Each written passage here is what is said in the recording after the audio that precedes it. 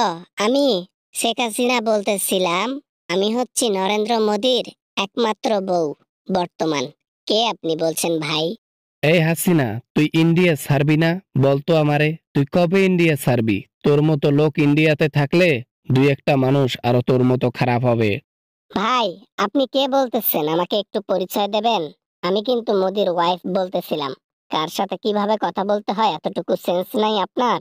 রাগ তোর মোদি, রাগ তোর স্বামী, বউ, ভাতার, রাগ তোর ভাতার, রাগ তোর বউ। আরে বেটি, 2 দিন হয়েছে ইন্ডিয়াতে, এসেই বিয়ে করলি? দেখেন ভাই, আপনি যেই হন না কেন, আমাকে ফোন করে এরকম করে বলতে পারেন না।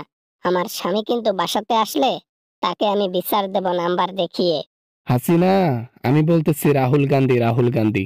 তোর মতো ডাস্টবিন এই ইন্ডিয়াতে থাকলে এই পচা পানিতে ডুববে আরো অনেকজন, সাথে মোদিও। ও, রাহুল গান্ধী।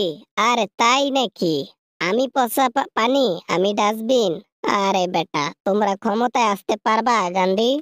তোমার মতো ডাস্টবিন যতদিন আমাদের ইন্ডিয়াতে আছে ততদিন ভালো মানুষ কখনো ক্ষমতায় আসতে পারবে? দুই শয়তান এক জায়গায় হইছে, আরো কি ভালো মানুষ ওই জায়গায় পদ নিতে পারবে? মনে হয় তো না। রাহুল গান্ধী, তুমি সাবধানে কথা বলো। আমার স্বামীকে যদি আমি বলি যে আমাদের দুজনকে তুমি শয়তান বলছো, তাহলে তোমার কিন্তু রাতের ঘুম হারাম। কয়েকদিন পর নির্বাচন, আর ওই নির্বাচনে যদি মোদির কোনো রকমে হার হয়, তারপর দেখবো হাসিনা তুই কোথায় পালাস, সাথে তোকেও বস্তাতে ভরাই ফেলাই দিব। হয়েছে, বড় বড় লেকচার মারতে হবে না। আমার স্বামী একজন ভালো মেধার লোক, একজন প্রকৃত রাজনীতিবিদ, তাই কখনো হারবে না সে। তোর স্বামী হচ্ছে একজন ভোটচোর। তুই যেমন ভোট চুরনি, বাংলাদেশে ভোট চুরি করে নির্বাচনে জয়লাভ করে ক্ষমতা টিকিয়ে রাখছিলি, তোর স্বামীও ঠিক তেমনই। আরে, ক্ষমতা লাগে, পাওয়ার লাগে, টাকা লাগে, পয়সা লাগে, ভালোবাসা লাগে। নির্বাচনে জয়লাভ করা মুখের কথা নাকি? এখন তো চোরচুন্নি বলবাই। পুরো ইন্ডিয়াকে চ্যালেঞ্জ করতে পারবো। যদি সহি ভোট হয় আর সহি নির্বাচন হয়, তাহলে মোদি 100%-এর মধ্যে 10% নির্বাচনে ভোট পাবে না। এবার না মানে আর কি ওই তাহলে তাহলে কে পাবে? তোমরা পাবা? তোমাদেরকেও মানুষ দেখতে পারে না। আমাদেরকে তাও অনেক মানুষ ভালোবাসে। আমাদেরকে বলতে কি বুঝায় রে হাসিনা? তুই কি এখন দেশের প্রধানমন্ত্রী হয়ে গেলি নাকি? হ্যাঁ, মোদি স্থান দিছে বলে নিজেকে প্রধানমন্ত্রী ভাবতেছিস? রাহুল গান্ধী, দিন যাবে আরো দেখতে থাকো পরিবর্তন কিভাবে আনি। প্রথমে এমপি, তারপর মন্ত্রী, তারপর প্রধানমন্ত্রী।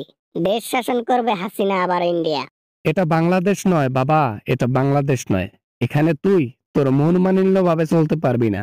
বাংলাদেশের লোকের কাছ থেকে ছাড় পাইছিস, এখানকার লোকের কাছ থেকে পাবি না। মানুষের কাঠল, সরি আমি একটা কথা বলি তোমাকে, মানুষের মাথায় কাটল ভাঙার জ্ঞান কিন্তু আমার আছে। আমি ভালোই জানি। কয়দিন পর নির্বাচন, দেখবো তুই কিভাবে মানুষের মাথায় কাটল ভেঙে খাস। ইন্ডিয়ার মানুষ ধরে ডাইরেক্ট ওই যে উপরে পাঠাই দিব। আরে হয়েছে, এরকম অনেক শুনছি। বাংলাদেশেও কম শুনি নাই। তারপরেও তো 17 বছর আমি ক্ষমতায় ছিলাম। যদি চাই এখানেও থাকতে পারবো। দেখা যাবে, দেখা যাবে, সময়ের অপেক্ষা শুধু। দেখবি যে মোদিও নাই ইন্ডিয়াতে, হাসিনাও নাই। মোদি তো সেটেল হয়ে যাবে অন্য দেশে, তুমি কই যাবা?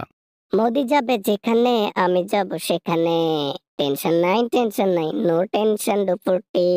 মোদি যাবে যেখানে, আমি যাব সেখানে। মোদিকে তো আমেরিকা খুব ভালোবাসে, তাই ওখানে স্থান পাবে। আর তুমি কোথায় যাবা? তুমি যেখানেই যাও না কেন, যে বিশ্বের যে কোনো দেশে, তোমার পিছনে লাথি মেরে বের করে দেবে।